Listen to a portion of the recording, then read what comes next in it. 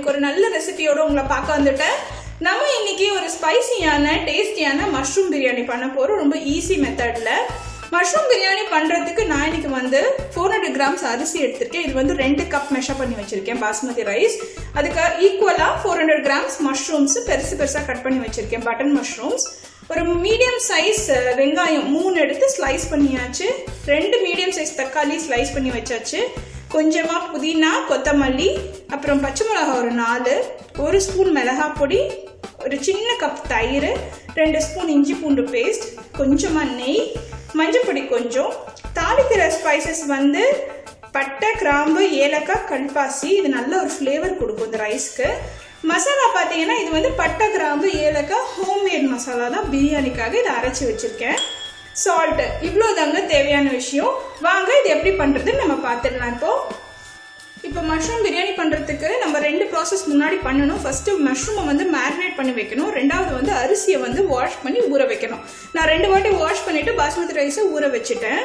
இப்போ நம்ம மஷ்ரூமை மேரினேட் பண்ணிடலாம். ஒரு பவுல் எடுத்துக்கோங்க. அதில் நம்ம எடுத்து வச்சிருக்க தயிர் ஆட் பண்ணிடலாம். அப்புறமா நம்ம எடுத்து வச்சிருக்க மிளகாத்தூளில் சின்ன ஸ்பூனில் பாதியை டிவைட் பண்ணி இதில் கொஞ்சம் ஆட் பண்ணிடுங்க. நான் பிரியாணி மசாலா சொன்னேன் இல்லையா, பட்டை, கிராம்பு, ஏலக்காய் அரைச்சி வச்சது, அதுலேருந்து சின்ன ஸ்பூனில் கொஞ்சமாக இதை ஆட் பண்ணிடலாம்.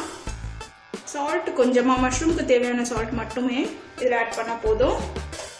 அப்புறம் இஞ்சி பூண்டு பேஸ்ட்டில் 1 ஸ்பூன். இதை ஃபஸ்ட்டு நல்லா மிக்ஸ் பண்ணிடலாம். நம்ம எடுத்து வச்சுருக்க புதினாலேருந்தும் கொஞ்சமாக ஃப்ளேவருக்காக இதில் ஆட் பண்ண போகிறோம்.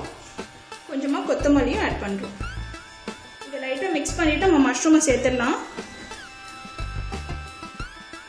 அப்புறம் ஃபைனலாக இதை கொஞ்சம் மிக்ஸ் பண்ணிவிட்டு நம்ம எடுத்து வச்சுருக்க மஞ்சள் பொடியும் அதில் சேர்த்துடலாம்.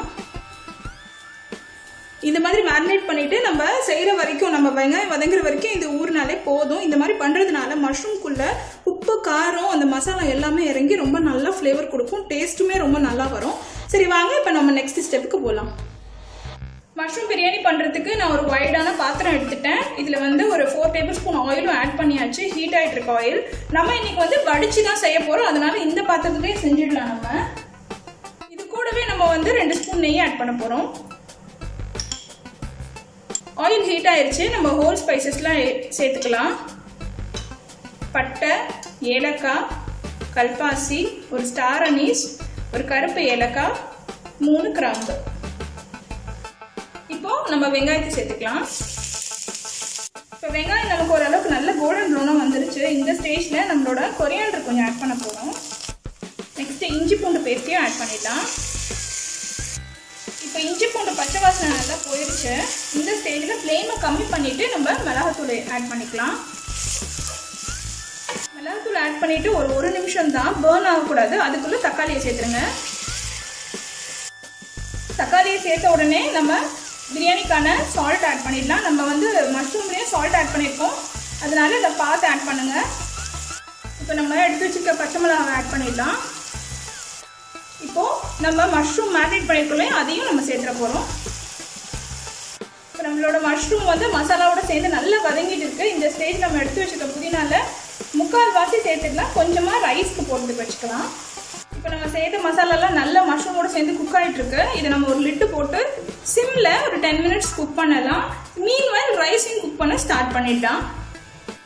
இப்போ நம்ம க்ளோஸ் பண்ணி 10 மினிட்ஸ் ஆகிடுச்சு. பாருங்கள், ஓப்பன் பண்ணி பார்த்தா கிரேவி நல்லா ரெடி ஆகிடுச்சு. பிரியாணிக்கு நம்ம ஊற்றின எண்ணெய், நெய் எல்லாம் மேலே பிரிஞ்சு வந்தாச்சு.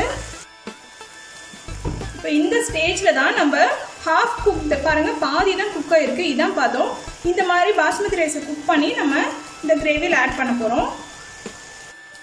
இந்த மாதிரி ஒரு ஸ்ட்ரெயினர் லெட் ஆட் பண்ணிங்கன்னா உங்களுக்கு ரொம்ப ஈஸியாக இருக்கும். நம்ம இப்போது ரைஸ் எல்லாமே ஸ்ட்ரெயின் பண்ணி ஆட் பண்ணியாச்சு. நீங்கள் பார்த்தீங்கன்னா அப்படி லைட்டாக மிக்ஸ் பண்ணி விடுங்க. ரைஸ் ஆட் பண்ணும்போது ஃப்ளேம் மட்டும் சிம்மில் வச்சிடாதீங்க. எந்த ஹீட்டில் ரைஸ் குக் ஆகிட்டு இருக்கோ அதே ஹீட்டில் தான் மசாலாலையும் நமக்கு குக் ஆகணும். இந்த மாதிரி ஜென்டலாக மிக்ஸ் பண்ணுங்கள்.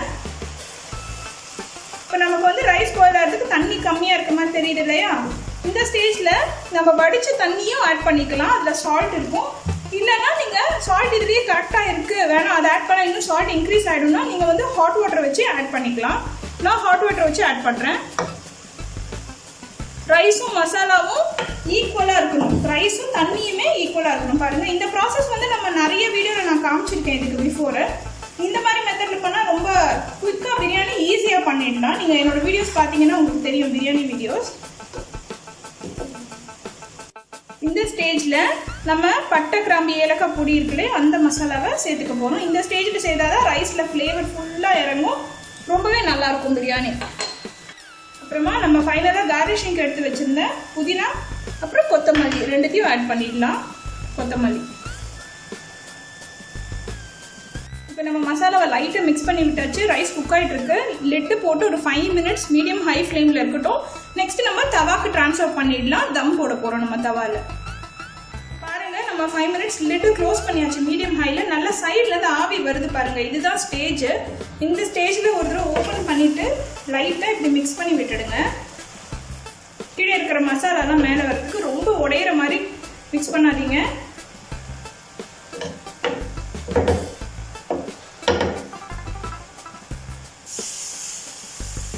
இப்போ நம்ம க்ளோஸ் பண்ணிட்டு தவாக்கு தம் போட போகிறோம். இப்போ நம்ம தம் வச்சாச்சு. கீழே தோசைக்கல் வச்சு மேலே நம்ம ரைஸை வச்சாச்சு. இப்போ பாருங்க, எல்லா வீடியோவில் நான் சொல்கிறது தான், இந்த மாதிரி அங்கங்கே ஹோல்ஸ் பண்ணால் நம்மளோட ரைஸ் வந்து ஈவனாக குக்காக நிறைய சான்ஸ் இருக்குது. சாஃப்டாகவும் இருக்கும். கீழே இருக்கிற ஆவி வந்து மேலே வந்து நல்லா ஸ்ப்ரெட் ஆகி நம்ம ரைஸ் நல்லா குக் ஆகும் ஈவனாக. அப்புறம் ஃபைனலாக நம்ம எடுத்து வச்சுருக்க நெய்யை சேர்த்துடலாம். இப்போ லிட்டு போட்டு ரொம்ப கம்மி ஃப்ளேமில் 10 மினிட்ஸ் நம்ம தம் போட போகிறோம் ரைஸு. அப்புறம் நம்மளோட மஷ்ரூம் பிரியாணி சூப்பராக ரெடி ஆயிடும்.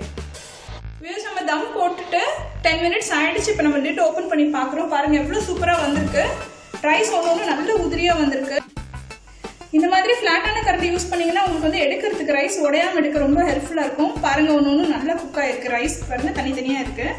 நம்மளோட மஷ்ரூம் பிரியாணி ஸ்பைசியாக சூப்பராக ரெடி ஆயிடுச்சு. சரி வாங்க, இதை நம்ம இப்போ டிஸ்பிளே பண்ணலாம். வியூவர்ஸ், நம்மளோட மஷ்ரூம் பிரியாணி ஸ்பைசியாக சூப்பராக ரெடி ஆயிடுச்சு. பாருங்கள், உங்களுக்காக நான் டிஸ்பிளே பண்ணியிருக்கேன்.